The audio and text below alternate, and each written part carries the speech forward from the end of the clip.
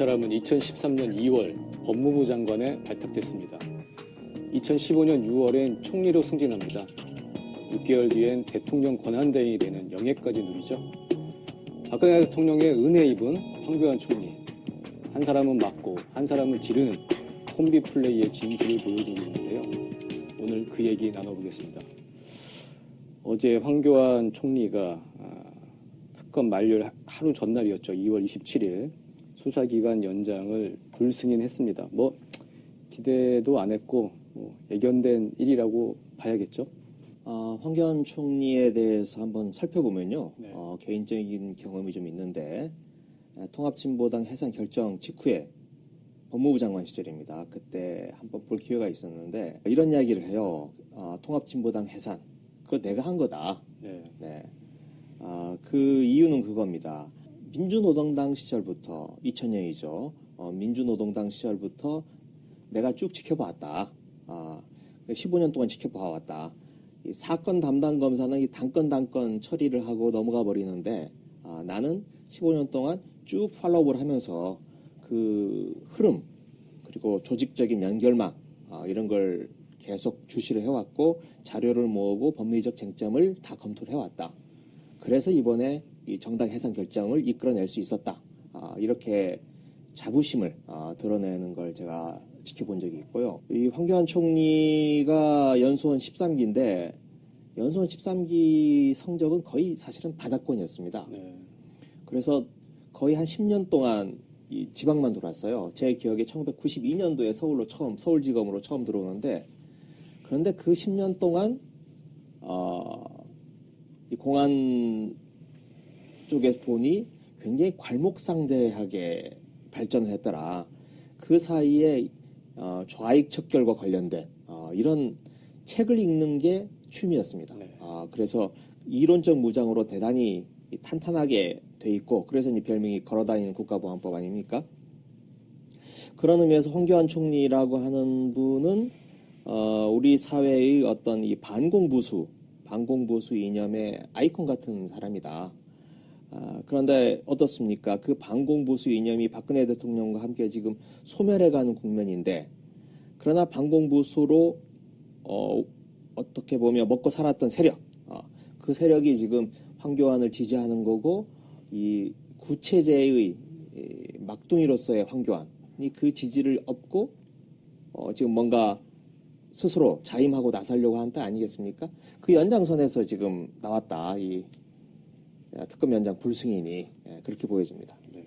일단 박근혜 정권의 이제 최대 수혜자라고 할 수 있을 것 같고요. 저는 이런 측면도 봐야 된다고 봅니다. 이분이 그 공안 검사를 하면서 좀 보수 기득권 세력 원래 사실 이제 법률가의 임무가 그건지도 모르겠습니다만 아무튼 기득권 세력이 이제 이익을 위해서 평생 공안 분야에서 일을 한 사람이죠. 체제 수호라는 명분으로. 그런데 또 개인적으로 이제 두드러기로 이제 군대를 안 갔고요. 그렇습니다. 네. 그다음에 이제 고검장을 그만두고 이제 전관 예우를 받아서 이제 그 수억대 돈을 아주 쉽게 번 사람이고요.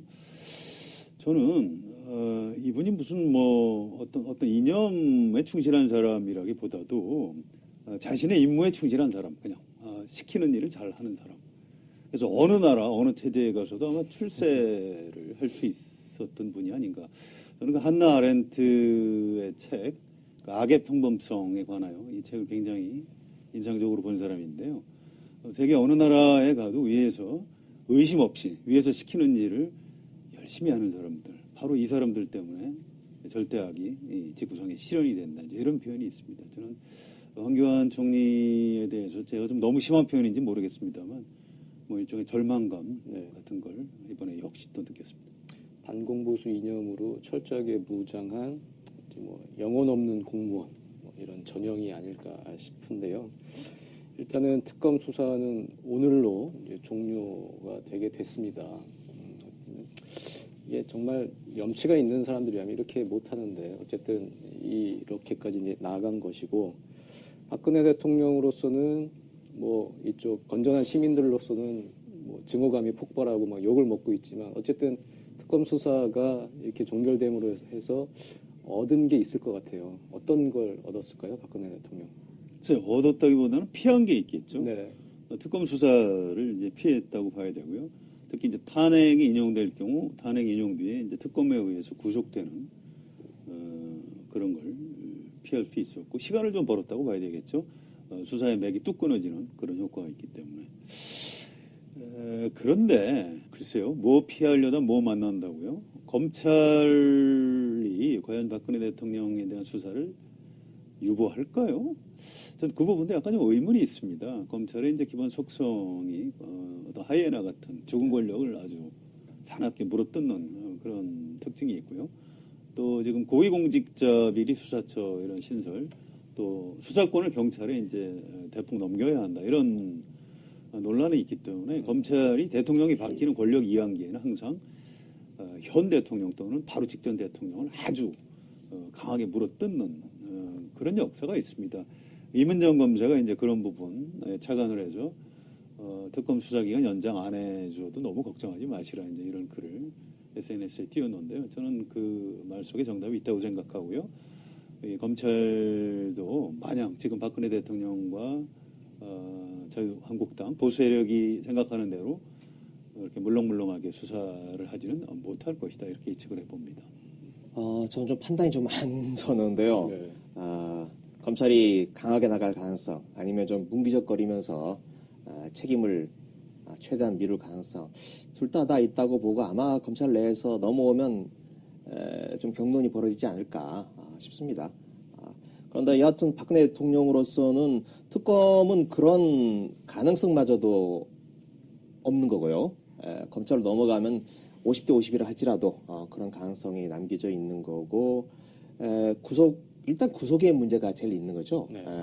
특검은 구속을 피할 수가 없을 겁니다. 그런데 검찰이 되면 불구속 상태에서 기소 이렇게 갈 가능성도 있기 때문에 불구속 상태라면 어떻겠습니까? 대선 국면에서 선거운동이 본격화될 때 뭔가 활동할 반경 여지가 좀 열리지 않을까요?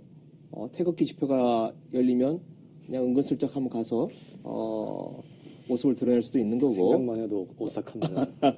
아니면 뭐 대구 경북 TK 고향에 내려가서 저를 살리시려면 이런 선택을 해주십시오 라고 말을 할 수도 있을 테고, 뭔가 그렇게 좀 자신이 살아날 길 그런 게 좀 열린다 그렇게 보여집니다. 네. 황교안 총리가 이제 특검 수사 연장 불승인을 하면서 뭐 그 이유 중에 하나가 대선 국면에서 특검 수사가 이제 정치적 논란을 불러일으킬 수 있다 그런 얘기를 했어요. 그러니까 그런 논리의 연장선으로 보면 검찰 수사도 자기가 최대한 막을 때까지 막아보겠다 뭐 이렇게 이제 읽히기도 하고요. 정말 검찰이 어떤 스탠스를 보여줄지 참 이제 궁금한 이제 대목이긴 한데요. 어쨌든 이런 그 황교안 총리를 상대로 이제 야당에서 이제 탄핵 얘기가 나오고 있습니다. 근데 그 논의 과정에서 박지원 국민의당 대표가 자꾸 이런 얘기를 하고 있어요. 지금 그 당시에 김병준 총리 카드를 받았어야 했다. 그러니까 선 총리 후 탄핵 우리가 이렇게 주장했는데 그거 저 문재인 전 대표가 반대하고 더불어민주당이 반대하지 않았냐. 문재인 민주당 책임져야 한다. 이렇게 주장을 하고 있는데요. 이 주장이 맞나요? 당시 상황 어땠죠? 아니 정치에서 지나간 얘기를 이렇게 했어야 된다. 그건 대부분 그 잘못된 얘기고요. 또 정치 공세를 하기 위한 어떤 약간의 과장, 거짓말 이런 거일 가능성이 굉장히 높습니다. 김병준 총리 카드를 받아들였다면 박근혜 대통령이 아마 질서 있는 방어에 성공을 했을 거고요. 그렇다면 뭐 자진 사퇴도 없고 탄핵 소추도 되지 않았을 가능성이 꽤 있는 겁니다. 또 설사 그 당시 그 판단이 뭔가 이제 야권에서 좀 잘못됐다고 해도 그걸 문재인 탓을 하는 게 맞나요? 그건 추미애 대표가 책임져야 될 부분 아닌가 싶고요. 지금 이제 문재인 전 대표가 아주 지지도가 높으니까 여야 할 것 없이 이제 기승전 문재인, 그래서 이제 문재인 대표 깎아내리기를 하는 정도라고 봐야 될 겁니다. 뭐 이렇게 비중을 둘 만한 얘기 아니라고 봅니다. 일단 김병준 문제는요. 그 과거 보도를 찾아보니까 2016년 11월 2일에 그 박지원 대표가 이런 이야기를 했어요. 박근혜가 신임 국무총리의 김병준을 지명한 것은 있을 수 없는 일이다 라고 얘기를 했고요. 또 박 대통령이 아직도 정신을 못 차렸다. 박근혜 최순실 게이트 진상 규명을 뒤로 한 채 인사 국면으로 호도하려는 작태다. 우리가 결코 좌시하지 않겠다. 이렇게 그 당시 반대를 했습니다. 그래서 이건 뭐 넉 달도 안 된 일인데 벌써 잊어버리신 것 같고, 만일 그때 선 총리 그 다음에 후 탄핵으로 갔다면 지금 어떤 상황일까요? 전 박근혜 대통령이 여전히 한복 입고 해외 순방 다니고 있을 거라고 생각합니다. 어쩌면 그 당시 내치 외치 분리 이런 얘기 나오지 않았습니까? 그래서 난 내치는 안 하겠다, 총리에게 맡기겠다. 하지만 외치는 하겠다 하면서 해외 순방을 할 수 있고, 지금 특히 트럼프 당선이 됐는데 지금쯤 워싱턴에 가서 트럼프하고 만나서 평양 선제 타격론 이런 거 공동 성명 나올지도 모릅니다. 네. 그 꼴을 국민들이 보고 있어야 되는 건가, 황교안 하나 때문에 싶은 거예요. 그리고 지금은 탄핵이냐 아니냐가 지금 눈앞에 다가왔지만 아마 지금쯤 만일 그때 선 총리가 됐으면 지금 쟁점은 그게 아니고 개헌일 겁니다. 내각제냐 대통령제냐 이 문제로 서로 싸우고, 그러면서 그 개헌을 어떤 고리로 한 정계 개편, 3당 합당 비슷한 어떤 제3지대 이런 것들이 나와서 전혀 다른 국면으로 가 있을 겁니다. 그래서 그 황교안 한 사람 이 문제 때문에 지금 그런 얘기를 하는 건 너무 과하고, 왜 그런 이야기를 할까 저는 좀 생각을 해봤는데 이런 것 같습니다. 이게 그 당시 탄핵 국면 초기에 국민의당이 제가 보기에는 잘못된 태도를 보였다고 생각합니다. 그때 말하자면 개헌을 고리로 어떤 밀약을 하려고 하는 그런 태도, 그게 이제 선 총리 문제라든지 12월 2일 탄핵안 미루는 문제라든지 이런 걸로 나타나지 않았습니까? 그러면서 국민의당의 지지율이 폭락을 했습니다, 그때. 그리고 지금도 회복이 안 되고 있는 거예요. 그래서 어떻게 보면 그때의 어떤 잘못, 과오를 지금에 와서 정당화하고 합리화하려고 하는 것. 봐라, 그때 황교안 하자고 한 게 내 말이 맞지 않느냐? 라고 과거의 잘못을 지금 합리화 내지 정당화하려고 하는 거 아닌가. 그런 심리적 작용에서 황교안의 탄핵 문제, 이걸 이렇게 강하게 들고 나온 게 아닌가 좀 싶습니다.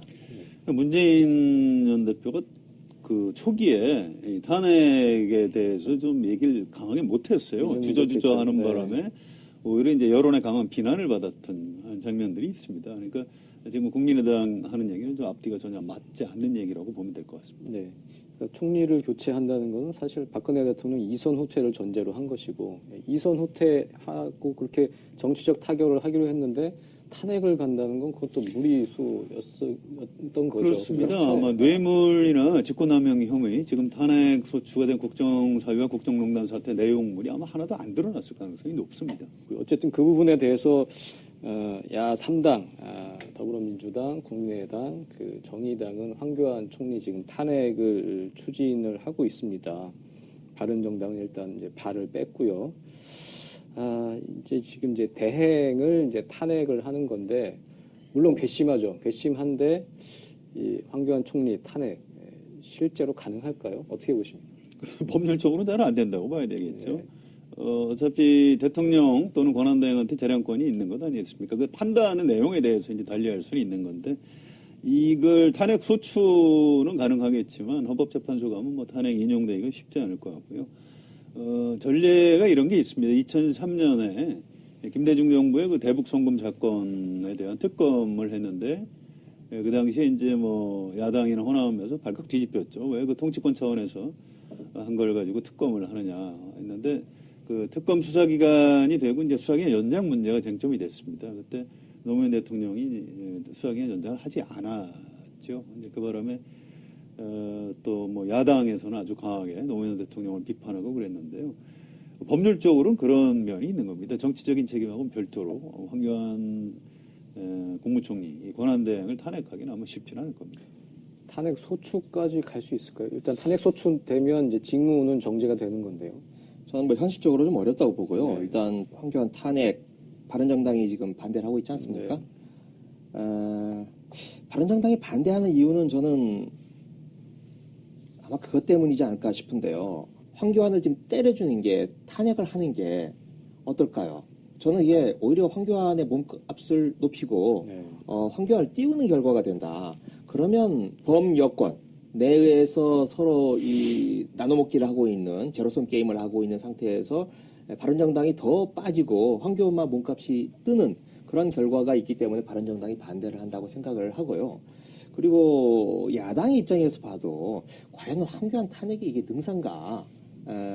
아까 말씀 법리적으로도 사실 특검 연장을 하느냐 마느냐 순수한 법리적으로만 보면 그 재량권에 있는 거 아니겠습니까? 그래서 이게 헌법과 법률을 위반한 사유다, 탄핵감이다 이렇게 말하기는 좀 무리가 있어 보이고 아까 정치적으로 봐도 결과적으로 황교안 띄워주기, 황교안 키워주기 이런 걸로만 나가기 때문에 황교안 탄핵에 집중하기보다는 이 새 특검법의 신특검법 이걸 통과시키는 데 주력을 해야 되는 게 아닌가 싶습니다. 그게 현명하고 현실적인 게 아닌가. 야당에서 이제 탄핵 소추하는 거는 가능할 겁니다. 이제 네. 국무총리 탄핵은 제적 과반이면 되기 때문에. 그런데 이건 이제 좀 크게 봐야 될 겁니다. 지금 대통령이 탄핵됐는데 그 권한대행까지 또 탄핵을 한다. 그러면 대행의 대행까지 내려가게 되고요.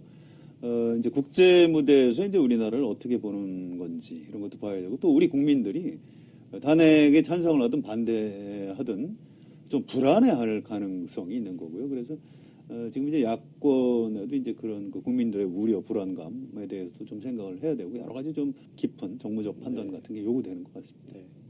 그러니까 그 이제 야3당은 새 특검법 처리에 이제 힘을 기울여야 한다. 네, 그 야3당이 지금 바른정당도 특검법 처리에는 지금 아마 합의를 해주는 걸로 알고 있는데.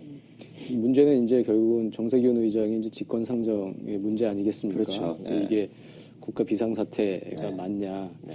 그게 참 지난번에 정의화 의장이 국가 비상사태를 하면서 테러방지법을 직권상정했을 때 상당히 이제 비판이 많았고 이제 필리버스터까지 이어졌는데 이게 지금 직권상정이 가능할까요? 그 부분은 어떻게 보세요? 그래서 현실적으로 국회의장이 직권상정 안 하겠다고 하니까 방법이 없는 겁니다. 또 그 당시에 지금 야권에서 정의화 의장의 테러방지법 직권상정에 대해서 아주 강하게 비판을 했기 때문에 아마 강하게 밀고 나가기가 논리적으로 쉽지는 않은 것 같습니다. 네. 네.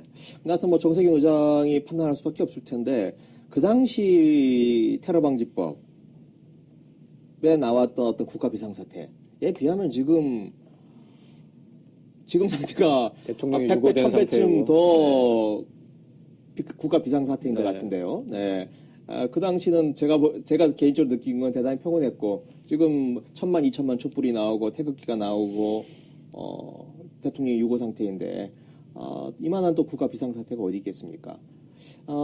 정세균 의장 어떤 판단을 내릴지 모르겠습니다만 어제인가요? 페북에 그 의미심장한 글을 하나 띄웠던데 이 정의의 가치를 지키는 길을 찾아 나서야 된다.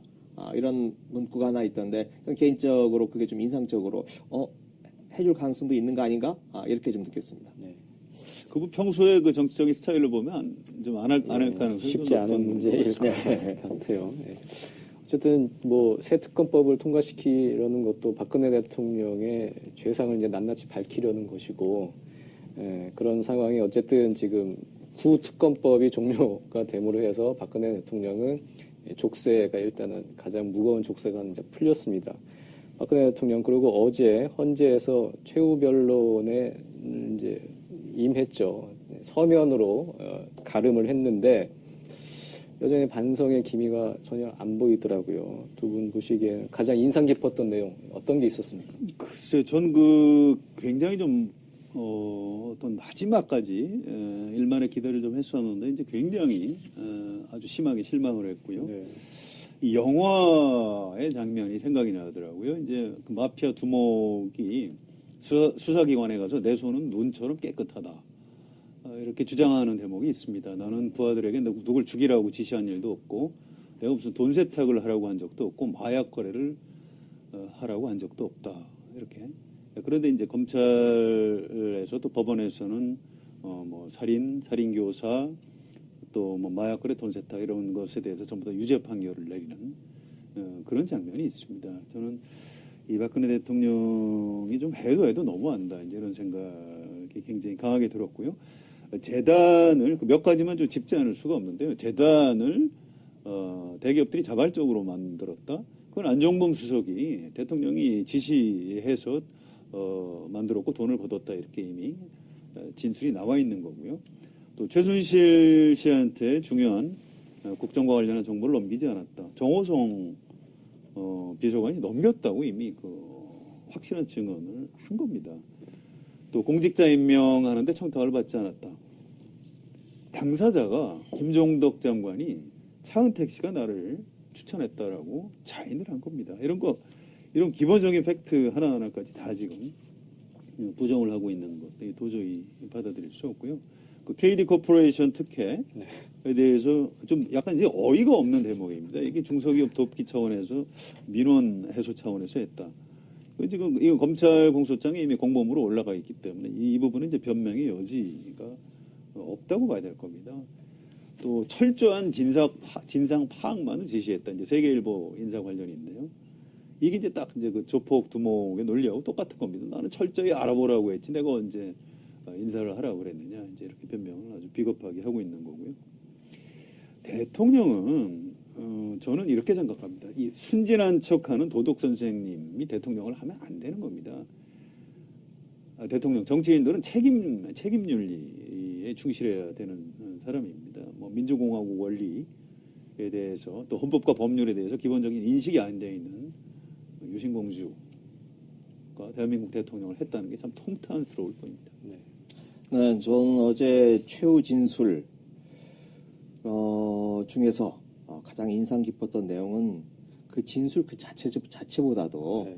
이 최후 진술을 박근혜 대통령이 직접 썼다라고 말한 대목 그게 가장 인상이 깊었습니다. 네. 이동흡 변호사 헌재 소장 후보까지 올라갔다 낙마한 분이죠. 이동흡 전 헌재 재판관이 헌재 쪽에 제출하면서 박근혜 대통령이 직접 썼다 이렇게 말을 했는데 뭐 헌재 소장 후보까지 올라가셨던 분이니까 거짓말을 했을 리가 없고 두 번째로는 현재 최순실이 연락이 안 닿는 상태이기 때문에 직접 썼을 가능성이 있다 이렇게 생각을 하는데 저는 그 내용을 보면서 왜 지난 4년 동안 이런 지성적인 면모를 안 보여줬던가 이런 생각이 들었습니다.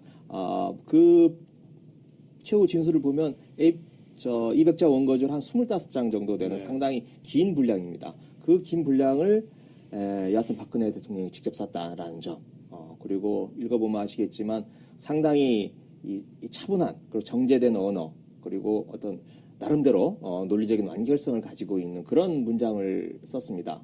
그래서 이런 정도를 할 수 있는 대통령의 어떤 지성적인 면모가 있었으면 왜 진작에 안 했을까? 지난 4년 동안 왜 이런 태도와 자세 이런 걸 한 번도 못 보여주다가 이제 마지막에 한 2주밖에 안 남은 시점에 보여줬나? 그게 참 안타까울 뿐입니다. 박 대통령이 썼다는 얘기를 너무 쉽게 믿어주시는 거 아니에요? 아니, 썼을 겁니다. 문체를 보면 본인이 직접 쓴 게 맞고요. 하나만 덧붙이자면 맨 마지막에 선의까지 왜곡해서는 안 될 것입니다. 헌법재판관님들의 넓은 해량을 부탁드립니다. 이렇게 마무리가 되는데요. 선의까지 왜곡해서는 안 될 것이다. 나는 선의로 했다. 나를 공격하는 사람들은 악의를 가지고 있는 것이다. 선악의 이제 이분법인데요. 제가 아까 말씀드렸던 한나 아렌트의 어떤 악의 평범성에 대해서 다시 말씀드리지 않을 수가 없습니다. 박근혜 대통령이나 황교안 국무총리나 나는 선의를 가지고 열심히 했다. 그러니까 나를 공격하는 사람들은 나쁜 사람들이다. 정치적으로 굉장히 위험한 그런 똑같은 사람들인 것 같습니다. 안희정 지사의 선의 발언도 오버랩이 되는데요. 예, 그 의리라는 측면에서 보면 황교안 총리가 박근혜 대통령을 감쌀 수는 있겠죠.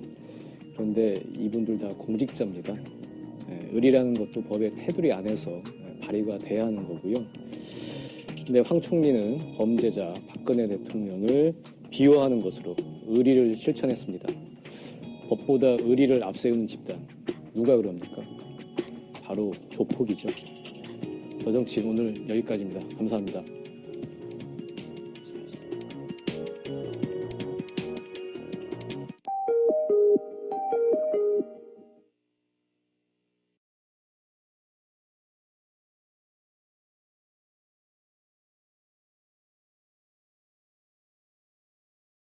날 자신들의 주요한 슬로건으로 내걸지 않았습니까?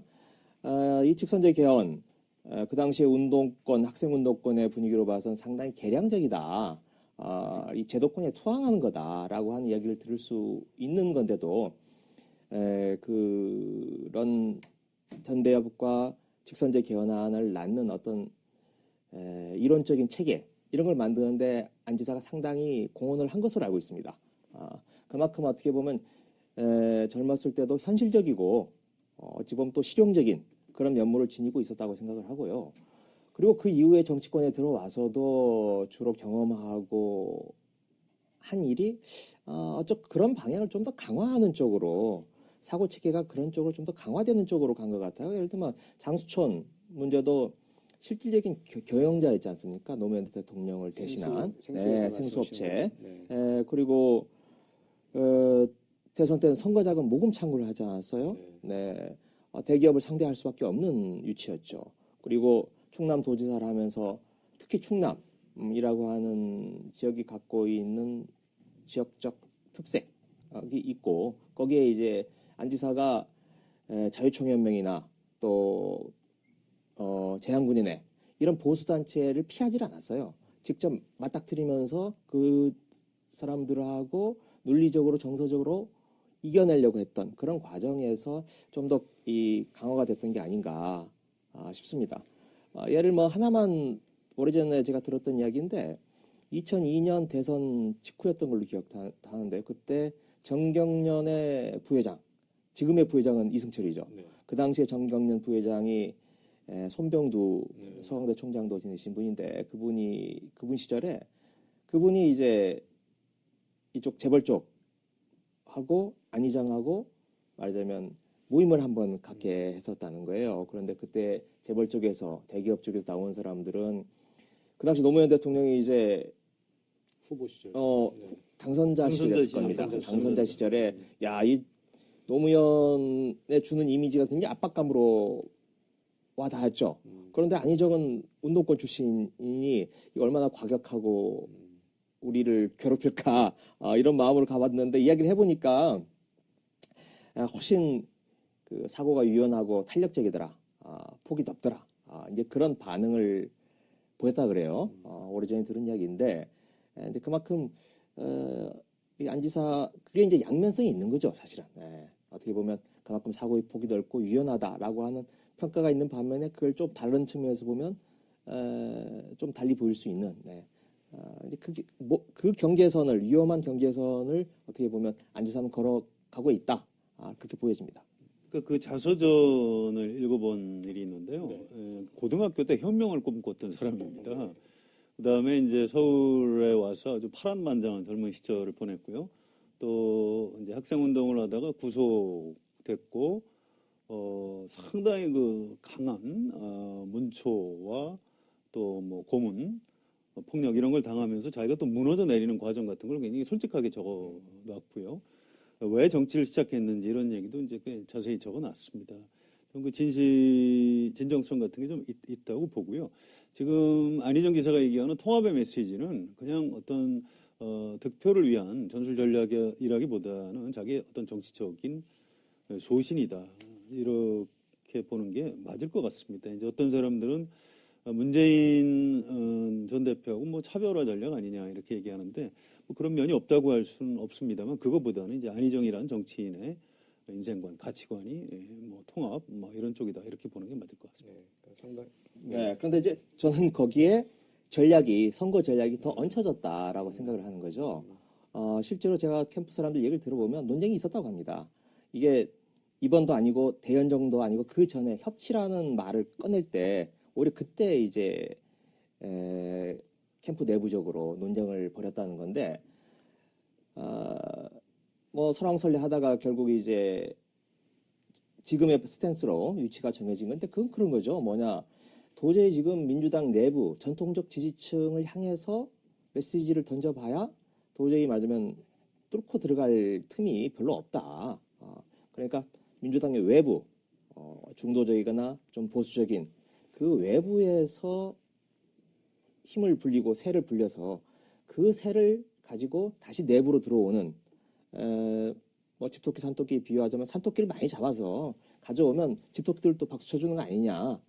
그런 논리로 선거의 전략이 결정이 협치라는 말을 꺼낼 때 이미 돼 있었다는 거고요. 그런데 캠프 내부에서도 안 지사가 선이라는 발언을 한 것에 대해서는 굉장히 좀 당황한, 그걸 속도 위반이라고 표현하더라고요. 캠프에서는 원래 철학과 사고체계 그런데 거기에 전략이 붙으니까 이제 가속도가 붙다 보니까 이게 속도를 위반한 거다. 그런데 이게 그렇다고 방향을 틀 수 있거나 방향이 잘못된 건 아니다. 속도 위반이다. 그렇게 내부적으로 좀 정리를 했다고 합니다. 그 안희정 지사 출마 선언문을 보면 그런 표현들이 나옵니다. 전직 대통령들의 공을 자기가 다 승계해서 통합해서 이제 가겠다 하면서 자기가 이제 새로운 어떤 경제 정책의 방향을 내놓지는 않았습니다. 심지어 박근혜 대통령이 창조 경제에도 승계하겠다고 했었어요. 출마 선언한 지 벌써 오래되니까 벌써 잊어버렸는데 지금 이 순간에 그 얘기 다시 하면 또 한번 발칵 뒤집힐 가능성이 높습니다. 그래서 이미 출마 선언을 할 때부터 이제 어떤 전직 대통령들의 공을 승계하겠다라든가 그 사람들도 뭘 좀 잘해보려고 했던 것 아니냐 이런 큰 어떤 전략적 차원에서의 어떤 스탠스는 이미 결정돼 있었던 것 같습니다. 어쨌든 예견된 방향이었는데 어쨌든 속도가 좀 너무 빨라 해서 속도 위반이 됐다. 그럼 이제 속도 위반에는 우리가 이제 벌점을 주죠. 그런 것처럼 일단은 이게 상승세에 좀 제동이 좀 걸릴 것 같기도 해요. 또 이런 얘기도 있더라고요. 일부 보수층에서는 문재인이 되는 걸 막으려면 안희정을 찍어야 된다고 했는데 이게 1대1로 붙여보면 문재인보다 안희정이 본선에서 더 많이 나오는 걸로 보고 이게 아닌가 보다. 뭐 이런 얘기도 지금 돌고 있다고 하고요. 안희정 지사의 상승세 어떻게 보십니까? 제동이 걸릴 건지. 근데 그건 좀 너무 복잡한 분석이고요. 민심을 읽을 때 이제 조심해야 되는 게 흐름을 중심으로 크게 봐야 됩니다. 이렇게 너무 자세한 부분을 들여다보면 강물이 흐르다가 부분적으로 이제 여울이 져서 역류하기도 하는데 그렇다고 강물이 거꾸로 흐른다 얘기하면 안 되는 거거든요. 그래서 이제 아마 알파고도 못할 겁니다. 예, 큰 덩어리로 봐야 되는 거고요. 일단 최근에 안희정 바람이 부는 거는 크게 보면 어떤 통합의 메시지에 호응하는 중도층의 지지가 있는 것이고요. 또 어떤 젊고 매력적이고 예능감까지 갖춘 새로운 정치인, 이게 이제 어필하는 측면이 있었던 거고요. 또 한 가지는 야당을 지지하지만 왠지 문재인은 좀 싫다. 이제 이런 사람들이 이제 새로운 대안으로서 안희정을 선택한 이런 서너 가지가 이제 복합적으로 작용을 했다. 이렇게 봐야 됩니다. 보수층이 그동안 안희정을 지지한다. 내지 민주당 선거인단으로 등록을 해서 이제 역선택을 한다. 이런 여러 가지 얘기들이 있었습니다만 이제 가설에 불과하고요. 아직은 그 사실이 아닐 가능성이 높은 것 같습니다. 저는 어제 저녁에 안 지사 캠프에 있는 분을 좀 상당히 비중이 있는 분을 만났는데 손해본 거 아니냐라고 했더니 그렇지 않다. 지금 모든 언론들이 마이크를 안 지사한테 대고 있는 거 아니냐. 안 지사의 인지도가 상당히 낮았는데 문재인, 이재명, 안철수를 다 제치고 지금 언론의 스포트라이트를 받고 있는 거 아니냐. 그러면 안 지사를 모르거나 관심 밖으로 뒀던 유권자층이 안 지사를 진지하게 고민하는 그런 계기가 마련됐다는 점에서 결코 손해라고 생각하지 않는다. 이렇게 반응이 나왔고요. 그래도 민주당의 어떤 경선에서는 구도가 불리해진 거 아니냐. 이런 얘기를 한번 했더니 이게 지금 전혀 가보지 않은 길을 지금 가고 있는 거다. 그 전에 경선이 있었지만 다 몇 퍼센트 제한이 있지 않았습니까? 그런데 이번은 완전 국민 경선 150만, 200만, 250만이 들어오는 게임이다. 이 게임 누구도 해보지 않은 게임인데 그게 예전에 민주당 지지층을 중심으로 계산하는 셈법이 여기에서 통한다고 보느냐. 그래서 자기들은 누구도 지금 이건 알 수 없는 거다. 라고 하는 이야기고요. 그리고 이제 충청표에 대한 자신감을 보이더라고요. 이 충청표가 지금 겉으로 드러나는 것보다 훨씬 더 강고하게 안 지사를 지지하고 있다. 그래서 안 지사 뒷주머니에는 지금 충청표가 딱 남들이 안 보이지만 있는 거다. 그리고 이제 이 도지사라는 직위가 그냥 아무런 말도 하지 않아도 수많은 단체와 조직들이 우리 지사님을 위해서 이번 경선에 자발적으로 또는 동원을 하면서 신청하는 사람이 한 30만 원 될 거다. 이렇게 이제 좀 자신을 하면서 그렇게 데미지가 있는 걸로는 생각을 하지 않고 있더라고요. 네. 일단 그 여론조사상으로는 일단 그 상승세가 약간 좀 꺾이긴 한 것 같습니다. 리얼미터 조사 20일과 21일 한 거 보면 안희정 지사가 19.2%로 일주일 전보다 한 1.2%포인트 좀 빠진 건 이제 사실인 것 같고요. 뭐 미세하긴 하지만 어쨌든 이제 상승세가 꺾였다는 측면에서는 그래도 조금 영향이 있다고 이제 봐야 할 것 같은데 지금 5월 조기 대선 뭐 만약 그렇게 한다고 해도 그래서 이제 쇼트트랙 대선이라고도 하지만 어쨌든 이런 그 말 한마디로 행동 하나로 이제 삐끗하는 경우가 좀 있을 것 같아요. 과거에도 좀 그런 사례가 있지 않나요? 네, 뭐 제 개인적인 경험으로는 얼핏 떠오르는 게 2002년 노무현 대통령, 노무현 후보 네. 시절에 김영삼 대통령의 상도동 자택을 찾아가서 이른바 영삼시계를 네. 보여주면서 머리를 조아렸다가 지지율이 그때부터 이렇게 쭉 빠져버리는 네. 그런 게 기억이 나는데요. 제가 그때 그 현장에 있었습니다. 네. 노무현 대통령 제가 거의 바로 뒤에서 이제 그 현장을 지켜봤는데 이렇게 손을 내밀면서 총재님이라고 부르더라고요. 네, 총재님. 총재님이 일본에 출장 가셨다가 돌아오시면서 사온 세이코 시계입니다. 제가 총재님 비판할 때는 장롱 속에 처박아 뒀었지만 총재님 생각날 때마다 이렇게 차고 왔습니다. 네, 그러면서 그 세이코 시계를 보여줬는데 YS가 그냥 허허 웃기만 하고 뭐 지지한다, 뭐 잘하래 뭐라든지 그런 말 한마디도 안 하더라고요. 그러면서 그 상도동 자택문을 나오면서부터 이제 지지율이 떨어졌다.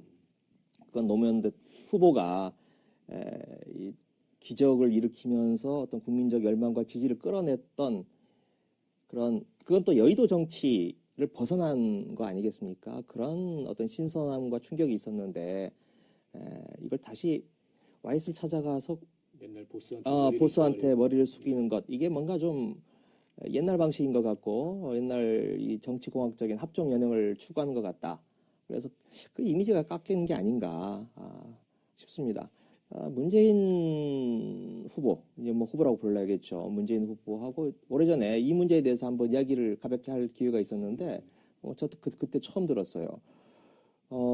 자기들도 굉장히 그걸 아쉽게 생각을 했다. 그런데 기자들이 잘 모르는데 그때 이미 최기선 인천시장 그 YS 상도동계 최기선 인천시장이 자기들한테 와서 노무현 후보 쪽에 와서 이미 다 이야기가 됐다. 그러니 가서 고개만 한번 숙이면 YS가 지지 선언을 하도록 다 이미 사전 정지 작업이 돼 있으니까 와서 인사만 해라. 라고 최기선 인천시장이 그렇게 말을 해서 그걸 믿고 갔었다는 거예요. 저도 이제 그때 처음 들었던 이야기인데 그런 에피소드가 있었습니다. 그 정치가 이제 원래 말 한마디로 이제 붕 뜨기도 하고요. 또 훅 가기도 하고 이제 그런 겁니다. 제가 기억하는 건 2004년 총선 앞두고 노무현 대통령이 이제 탄핵 소추된 상태에서 치러진 총선이 있었죠. 그때 그 열린우리당의 이제 정동영 의장이 그때 뭐 엄청난 그 탄핵 역풍 때문에 열린우리당이 뭐 거의 200석 정도 할 분위기였는데 어디 가서 이제 젊은 사람들이 투표를 많이 해야 된다 이 얘기를 하면서 근데 이제 나이 드신 분들은 투표장에 안 나와도 되고 이 부분을 뒤에다 살짝 붙였는데요. 이걸 이제 한나라당에서 정확히 잡아채서 노인들 투표하지 말라고 그랬다. 맞죠? 노인 평화 발언으로 해서 거의 선거를 한나라당에서 이걸로 치르다시피 했습니다. 이게 아주 악성인 것이 세대 투표가 더 이제 그 현상이 심해지는 이런 계기가 됐습니다. 2002년에 이회창 노무현 겨루면서 세대 투표 현상이 처음 나타났는데 2004년에 이 노인 폄하 발언으로 노인들은 이제 한나라당 쪽을 지지하고 젊은 사람들이 열린우리당을 지지하는 이런 현상이 벌어졌던 이 사건이 하나 있습니다. 또 한 가지는 이제 맥락은 좀 다른데요. 충청도 핫바지론이라는 게 있습니다. 이제 워낙 재밌는 사안이라 압축해서 설명을 드리면 1995년에 김영삼 정부의 김윤환 정부 장관이 있었어요. 이분이 김정필 씨가 자민련을 창당해서 나가겠다고 하면서 대구 경북에 대해서 비판을 했어요. 그랬더니 아니 신당한다는 사람들은 왜 툭하면 대구 경북을 들먹이느냐? 우리 대구 경북이 핫바지인 줄 아느냐? 이렇게 얘기를 했는데 그리고 충청도의 어느 지역 신문이 김윤환 장관이 충청도를 핫바지라고 했다. 이렇게 오보를 낸 겁니다. 그렇게 된 거예요. 예, 엄청난 이제 그 잘못 보도를 한 거고 나중에 그 신문에서 공식 사과까지 했습니다. 정정보도 물론이고. 그런데 이 김종필이라는 노련한 정치인이 자민련 창당대회에서 우리 충청도가 핫바지 예유 이렇게 충청도 사투리로 얘기를 하면서 지역 감정을 확 불러일으켰고요. 그 핫바지 한마디로 95년 지방선거에서 충청권에 압승을 거뒀고요.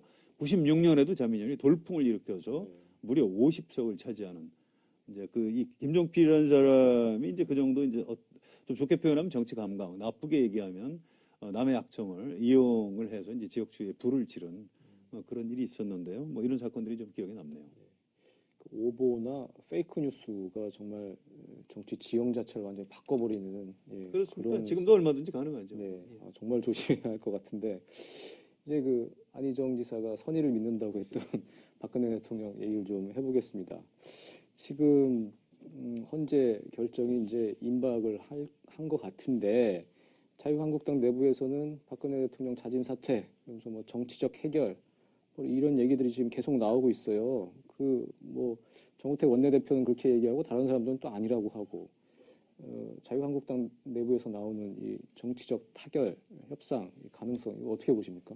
이제 이런 걸 겁니다. 지금 분위기가 탄핵 심판이 인용되는 것이 이제 거의 확실해지고 있다 이런 상황하고 깊은 관련이 있습니다. 일단 자유한국당도 그렇고요. 청와대 일각에서도 어떻게든 박근혜 대통령의 사법 처리를 좀 면해보자 이런 생각을 하는 것 같습니다. 일종의 꼼수라고 봐야 되고요. 그런데 이제 사실 타이밍을 좀 놓쳤죠. 어떤 진정성이 있었다면 이렇게 이제 탄핵이 거의 확실시되는 상황이 아니고 탄핵이 될지 인용이 될지 기각이 될지 모르는 상황에서 내가 더 이상 대한민국의 분열을 막기 위해서 제가 사퇴하겠습니다 했으면 아마 국민들이 상당히 감동을 받고 사법 처리 안 해도 되겠다 이렇게 생각을 했겠습니다만 지금은 이미 그런 시기를 다 놓쳤다고 봐야 되고요. 그래서 또 민심의 지지를 받지는 못할 것 같습니다. 그 사퇴론이 나오는 이유가 몇 가지 있는데 잘 이해가 잘 안 되더라고요. 우리 지금 성 기자님 말씀하셨던 그런 부분도 있고 보면 이제 헌재 탄핵을 불복하면서 뭔가 반격의 중심에 한번 서보겠다. 이 자진 사퇴를 하면 그렇게 되는 거 아니냐라고 하는 논리인데 그건 좀 망상 아닌가요? 지금 오히려 헌재에 대항하는, 저항하는 결정에 승복하지 않는 그런 모습을 보이는 차원에서 자진 사퇴를 한다면 야당에서는 기자회견장에서는 굉장히 분노하는 모습을 보이겠지만 화장실 가면 웃을 것 같은데요. 네, 야당으로서는 땡큐인 거죠. 그래서 그런 차원에서 자진 사퇴를 한다면 그건 망상이거나 환상인 거고 그렇지 않고 무슨 사법 처리를 피해 보려고 한다거나 또는 전직 대통령 예우에 관한 법률에 나와 있는 그 소소한 어떤 특권들 그걸 누려보려고 하는 차원에서 자진 사퇴를 한다. 그러면 그건 너무 협소하거나 그 자잘한 생각인 거죠. 그래서 어떤 이유가 되더라도 자진 사퇴 뭐 어떻게 될지 모르겠습니다만은 그렇게 결정하는 게 정상적인 사고 방식은 아닌 것 같습니다. 지금까지 그 계속 정상적인 사고 방식을 이제 못 보여줬고 박근혜 대통령 박근혜란 인간 개인으로 보면은 어쨌든 탄핵 심판에 불복하기 위해서 자진 사퇴를 하고 그러면 이제 파면은 면한 거고요. 어쨌든 이제 전직 대통령으로서의 어떤 예우 뭐 이런 것을 누려가면서 예를 들면 뭐 검찰 뭐 구속 수사라든지 뭐 이런 것도 이제 피할 수 있고 또 그런 뭐 난 억울하다 뭐 이런 피해자 코스프레를 계속하면서 대선 국면에서 또 뒤집기를 시도할 수 있다. 박근혜 대통령 개인으로 보면 그렇게 생각할 수도 있을 것 같거든요. 네, 근데 대선 국면에서 뒤집기는 어차피 안 되는 거고요. 그렇게 해서 이제 대구 경북이란 지역하고 고령층 중에서도 한 70대 이상 정도의 아주 협소한 공간을 가지고 자기의 성체를 구축해서 정치적으로 생존해 보겠다 이렇게 한번 생각을 해볼 수는 있습니다. 그런데 그 대가는 너무 큰 거죠. 지금 현재 여권 또 우리나라의 이른바 보수를 자칭하는 기득권 세력 전체가 무너지게 됩니다. 전직 대통령이 이미 저 국회의 탄핵 소추를 부인하고 있죠. 거기에 헌법재판소 탄핵 심판 자체를 부인한다 그러면 우리나라 국가기구를 전부 다 부정하는 겁니다. 촛불 민심은 이제 태국 그 이른바 태극기 맞불로 어느 정도 물타기에 성공을 했다고 해도 국가기관의 결정에 승복하지 않는 대통령, 그리고 자기의 정치적인 이득만을 택하는 그런 박정희의 딸, 이건 뭐 우리나라 보수 세력 내지 기득권 세력으로 보면 이제 악몽이고요. 더 이상 집권을 포기할 수밖에 없는 아주 위험한 상황으로 가기 때문에 박근혜 대통령이 설사 그런 생각을 한다고 해도 그게 현실로 옮겨지기는 아마 쉽지가 않을 겁니다. 박근혜 대통령이 하여튼 대의를 생각한다면 그런 행동을 못할 것 같은데 자신의 안위 그거를 생각한다면 혹시 그럴 가능성도 있지 않을까. 지금까지 보여줬던 행동들이 그런 거라서요. 의심을 안 할 수밖에 없습니다. 참 이제 헌재 탄핵 심판이 결론만을 남기고 있습니다. 근데 박근혜 대통령은 판을 깨려고 하는 것 같기도 하고요. 만약 그렇게 된다면 이러려고 국민들이 곱은 손을 호흡 불면서 촛불을 들었을까? 자괴감이 들 수도 있을 것 같아요. 이걸 또 선의로 봐야 할지도 의문이고요. 아직은 분노를 절제해야 할 때가 아닌 것 같습니다. 더 정치 오늘 마치겠습니다. 감사합니다. 뭐 일단 박근혜 정권의 이제 최대 수혜자라고 할 수 있을 것 같고요. 저는 이런 측면도 봐야 된다고 봅니다. 이분이 그 공안 검사를 하면서 좀 보수 기득권 세력, 원래 사실 이제 법률가의 임무가 그건지도 모르겠습니다만 아무튼 기득권 세력이 이제 이익을 위해서 평생 공안 분야에서 일을 한 사람이죠. 체제 수호라는 명분으로. 그런데 또 개인적으로 이제 두드러기로 이제 군대를 안 갔고요. 그다음에 이제 고검장을 그만두고 이제 전관 예우를 받아서 이제 그 수억대 돈을 아주 쉽게 번 사람이고요. 저는 이분이 무슨 뭐 어떤 이념에 충실한 사람이라기보다도 자신의 임무에 충실한 사람, 그냥 시키는 일을 잘 하는 사람. 그래서 어느 나라 어느 체제에 가서도 아마 출세를 할 수 있었던 분이 아닌가. 저는 그 한나 아렌트의 책, 그 악의 평범성에 관하여 이 책을 굉장히 인상적으로 본 사람인데요. 세계 어느 나라에 가도 위에서 의심 없이 위에서 시키는 일을 열심히 하는 사람들, 바로 이 사람들 때문에 절대악이 지구상에 실현이 된다. 이제 이런 표현이 있습니다. 저는 황교안 총리에 대해서 제가 좀 너무 심한 표현인지 모르겠습니다만 뭐 일종의 절망감 같은 걸 이번에 역시 또 느꼈습니다. 반공보수 이념으로 철저하게 무장한 뭐 영혼 없는 공무원 뭐 이런 전형이 아닐까 싶은데요. 일단은 특검 수사는 오늘로 이제 종료가 되게 됐습니다. 이게 정말 염치가 있는 사람들이라면 이렇게 못하는데 어쨌든 이렇게까지 이제 나아간 것이고 박근혜 대통령으로서는 뭐 이쪽 건전한 시민들로서는 뭐 증오감이 폭발하고 막 욕을 먹고 있지만 어쨌든 특검 수사가 이렇게 종결됨으로 해서 얻은 게 있을 것 같아요. 어떤 걸 얻었을까요, 박근혜 대통령? 얻었다기보다는 피한 게 있겠죠. 네. 특검 수사를 이제 피했다고 봐야 되고요. 특히 이제 탄핵이 인용될 경우 탄핵 인용 뒤에 이제 특검에 의해서 구속되는 그런 걸 피할 수 있었고 시간을 좀 벌었다고 봐야 되겠죠. 수사의 맥이 뚝 끊어지는 그런 효과가 있기 때문에. 그런데 글쎄요, 뭐 피하려다 뭐 만난다고요? 검찰이 과연 박근혜 대통령에 대한 수사를 유보할까요? 전 그 부분도 약간 좀 의문이 있습니다. 검찰의 이제 기본 속성이 어떤 하이에나 같은 죽은 권력을 아주 사납게 물어뜯는 그런 특징이 있고요. 또 지금 고위공직자 비리 수사처 이런 신설, 또 수사권을 경찰에 이제 대폭 넘겨야 한다 이런 논란이 있기 때문에 검찰이 대통령이 바뀌는 권력 이완기에는 항상 현 대통령 또는 바로 직전 대통령을 아주 강하게 물어뜯는 그런 역사가 있습니다. 이문정 검사가 이제 그런 부분에 착안을 해서 특검 수사 기간 연장 안 해줘도 너무 걱정하지 마시라 이제 이런 글을 SNS에 띄웠는데요. 저는 그 말 속에 정답이 있다고 생각하고요. 이 검찰도 마냥 지금 박근혜 대통령과 자유한국당 보수 세력이 생각하는 대로 이렇게 물렁물렁하게 수사를 하지는 못할 것이다 이렇게 예측을 해봅니다. 저는 좀 판단이 좀 안 서는데요. 네. 검찰이 강하게 나갈 가능성 아니면 좀 뭉기적거리면서 책임을 최대한 미룰 가능성 둘 다 있다고 보고 아마 검찰 내에서 넘어오면 좀 경론이 벌어지지 않을까 싶습니다. 그런데 여하튼 박근혜 대통령으로서는 특검은 그런 가능성마저도 없는 거고요. 검찰로 넘어가면 50대 50이라 할지라도 그런 가능성이 남겨져 있는 거고, 일단 구속의 문제가 제일 있는 거죠. 네.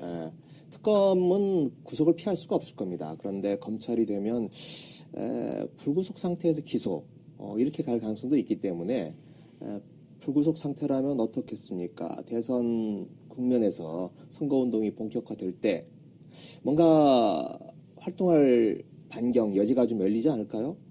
태극기 집회가 열리면 그냥 은근슬쩍 한번 가서 모습을 드러낼 수도 있는 거고, 생각만 해도 오싹합니다.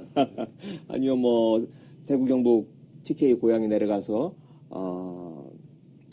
저를 살리시려면 이런 선택을 해주십시오 라고 말을 할 수도 있을 테고, 뭔가 그렇게 좀 자신이 살아날 길 그런 게 좀 열린다, 그렇게 보여집니다. 네.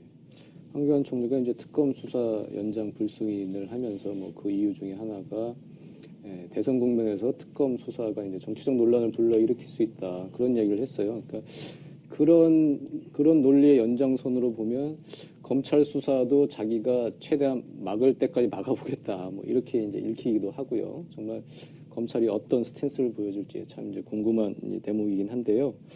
어쨌든 이런 그 황교안 총리를 상대로 이제 야당에서 이제 탄핵 얘기가 나오고 있습니다. 근데 그 논의 과정에서 박지원 국민의당 대표가 자꾸 이런 얘기를 하고 있어요. 지금 그 당시에 김병준 총리 카드를 받았어야 했다. 그러니까 선 총리 후 탄핵 우리가 그렇게 주장했는데 그거 저 문재인 전 대표가 반대하고 더불어민주당이 반대하지 않았냐. 문재인 민주당 책임져야 한다. 이렇게 주장을 하고 있는데요. 이 주장이 맞나요? 당시 상황 어땠죠? 아니, 정치에서 지나간 얘기를 이렇게 했어야 된다. 그건 대부분 그 잘못된 얘기고요. 또 정치 공세를 하기 위한 어떤 약간의 과장, 거짓말 이런 걸 가능성이 굉장히 높습니다. 김병준 총리 카드를 받아들였다면 박근혜 대통령이 아마 질서 있는 방어에 성공을 했을 거고요. 그렇다면 뭐 자진 사퇴도 없고 탄핵 소추도 되지 않았을 가능성이 꽤 있는 겁니다.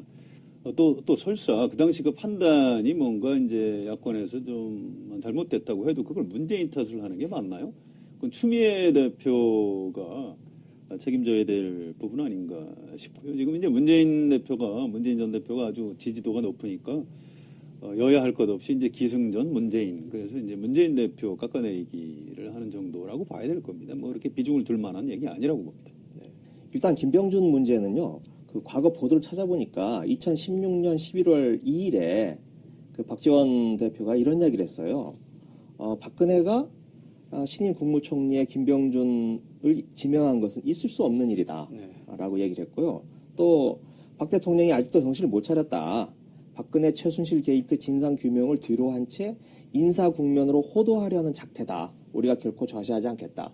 이렇게 그 당시 반대를 했습니다.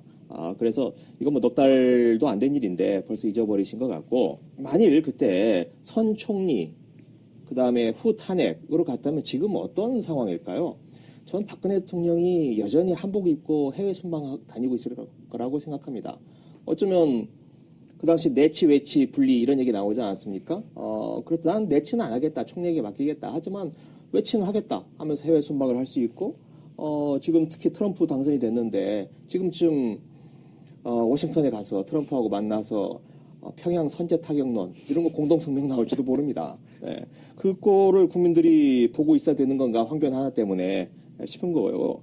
그리고 지금은 탄핵이냐 아니냐가 지금 눈앞에 다가왔지만 아마 지금쯤 만일 그때 선 총리가 됐으면 지금 쟁점은 그게 아니고 개헌일 겁니다. 내각제냐 대통령제냐 이 문제로 서로 싸우고, 그러면서 그 개헌을 어떤 고리로 한 정계 개편, 3당 합당 비슷한 어떤 제3지대 이런 것들이 나와서 전혀 다른 국면으로 가 있을 겁니다. 그래서 그 황교안 한 사람 이 문제 때문에 지금 그런 얘기를 하는 건 너무 과하고, 왜 그런 이야기를 할까 저는 좀 생각을 해봤는데 이런 것 같습니다. 이게 그 당시 탄핵 국면 초기에 국민의당이 제가 보기에는 잘못된 태도를 보였다고 생각합니다. 그때 말하자면 개헌을 고리로 어떤 밀약을 하려고 하는 그런 태도.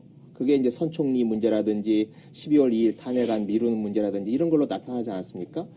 그러면서 국민의당의 지지율이 폭락을 했습니다, 그때. 그리고 지금도 회복이 안 되고 있는 거예요. 그래서 어떻게 보면 그때의 어떤 잘못, 과오를 지금에 와서 정당화하고 합리화하려고 하는 것. 봐라, 그때 황교안 하자고 한 게 내 말이 맞지 않느냐? 라고 과거의 잘못을 지금 합리화 내지 정당화하려고 하는 거 아닌가? 그런 심리적 작용에서 황교안의 탄핵 문제 이걸 이렇게 강하게 들고 나온 게 아닌가 좀.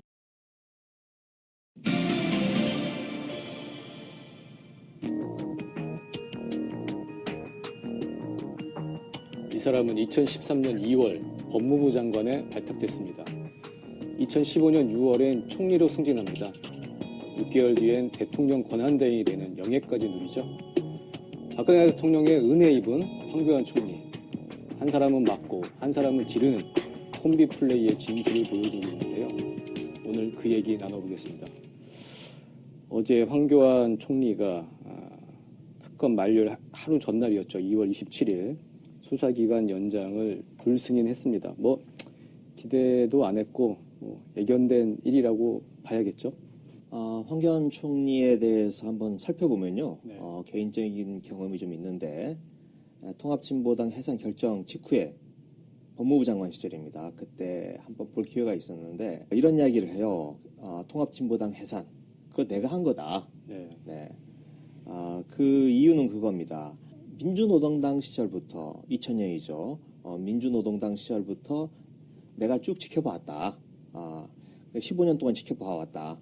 이 사건 담당 검사는 이 단건 처리를 하고 넘어가 버리는데 나는 15년 동안 쭉 팔로우를 하면서 그 흐름 그리고 조직적인 연결망 이런 걸 계속 주시를 해왔고 자료를 모으고 법리적 쟁점을 다 검토를 해왔다. 그래서 이번에 이 정당 해산 결정을 이끌어낼 수 있었다.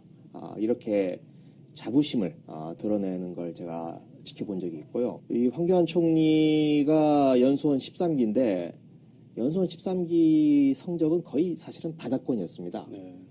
그래서 거의 한 10년 동안 이 지방만 돌았어요. 제 기억에 1992년도에 서울지검으로 처음 들어오는데 그런데 그 10년 동안 이 공안 쪽에 보니 굉장히 괄목상대하게 발전을 했더라. 그 사이에 좌익 척결과 관련된 이런 책을 읽는 게 취미였습니다. 네. 그래서 이론적 무장으로 대단히 탄탄하게 돼 있고 그래서 이 별명이 걸어다니는 국가보안법 아닙니까? 그런 의미에서 황교안 총리라고 하는 분은 우리 사회의 어떤 이 반공보수 이념의 아이콘 같은 사람이다. 그런데 어떻습니까? 그 반공보수 이념이 박근혜 대통령과 함께 지금 소멸해가는 국면인데 그러나 반공보수로 어떻게 보면 먹고 살았던 세력 그 세력이 지금 황교안을 지지하는 거고 이 구체제의 막둥이로서의 황교안이 그 지지를 얻고 지금 뭔가 스스로 자임하고 나서려고 한 때 아니겠습니까? 그 연장선에서 지금 나왔다. 이 특검 연장 불승인이 그렇게 보여집니다. 싶습니다. 문재인 전 대표가 그 초기에 이 탄핵에 대해서 좀 얘기를 강하게 못했어요. 주저주저 하는 네. 바람에 오히려 이제 여론의 강한 비난을 받았던 장면들이 있습니다. 그러니까 지금 국민의당 하는 얘기는 좀 앞뒤가 전혀 맞지 않는 얘기라고 보면 될 것 같습니다. 네. 그러니까 총리를 교체한다는 것은 사실 박근혜 대통령 이선 후퇴를 전제로 한 것이고 이선 후퇴하고 그렇게 정치적 타결을 하기로 했는데 탄핵을 간다는 건 그것도 무리수였던 거죠. 그렇습니다. 그렇죠? 아마 뇌물이나 직권남용 혐의, 지금 탄핵 소추가 된 국정사위와 국정농단 사태 내용물이 아마 하나도 안 드러났을 가능성이 높습니다. 어쨌든 그 부분에 대해서 야 3당 더불어민주당, 국민의당, 그 정의당은 황교안 총리 지금 탄핵을 추진을 하고 있습니다. 바른정당은 일단 이제 발을 뺐고요. 이제 대행을 이제 탄핵을 하는 건데 물론 괘씸하죠. 괘씸한데 이 황교안 총리 탄핵 실제로 가능할까요? 어떻게 보십니까? 법률적으로는 잘 안 된다고 봐야 되겠죠. 네. 어차피 대통령 또는 권한대행한테 재량권이 있는 것 아니겠습니까? 그 판단하는 내용에 대해서 이제 달리할 수는 있는 건데, 이걸 탄핵 소추는 가능하겠지만 헌법재판소 가면 뭐 탄핵 인용되기가 쉽지 않을 것 같고요. 전례가 이런 게 있습니다. 2003년에 김대중 정부의 그 대북 송금 사건에 대한 특검을 했는데, 그 당시에 이제 뭐 야당이나 호남에서 발칵 뒤집혔죠. 왜 그 통치권 차원에서 한 걸 가지고 특검을 하느냐 했는데, 그 특검 수사 기간이 되고 이제 수사 기간 연장 문제가 쟁점이 됐습니다. 그때 노무현 대통령이 수사 기간 연장을 하지 않았죠. 이제 그 바람에 또 뭐 야당에서는 아주 강하게 노무현 대통령을 비판하고 그랬는데요. 법률적으로는 그런 면이 있는 겁니다. 정치적인 책임하고는 별도로 황교안 국무총리 이 권한대행을 탄핵하기는 아마 쉽지는 않을 겁니다. 탄핵 소추까지 갈 수 있을까요? 일단 탄핵 소추 되면 이제 직무는 정지가 되는 건데요. 저는 뭐 현실적으로 좀 어렵다고 보고요. 네. 일단 황교안 탄핵 바른정당이 지금 반대를 하고 있지 않습니까? 바른정당이 반대하는 이유는 저는 아마 그것 때문이지 않을까 싶은데요. 황교안을 지금 때려주는 게 탄핵을 하는 게 어떨까요? 저는 이게 오히려 황교안의 몸값을 높이고 네. 황교안을 띄우는 결과가 된다. 그러면 범여권 내에서 서로 이 나눠먹기를 하고 있는 제로섬 게임을 하고 있는 상태에서 바른정당이 더 빠지고 황교안만 몸값이 뜨는 그런 결과가 있기 때문에 바른정당이 반대를 한다고 생각을 하고요. 그리고 야당의 입장에서 봐도 과연 황교안 탄핵이 이게 능사인가? 아까 말씀 법리적으로도 사실 특검 연장을 하느냐 마느냐 순수한 법리적으로만 보면 그 재량권에 있는 거 아니겠습니까? 그래서 이게 헌법과 법률을 위반한 사유다, 탄핵감이다 이렇게 말하기는 좀 무리가 있어 보이고 아까 정치적으로 봐도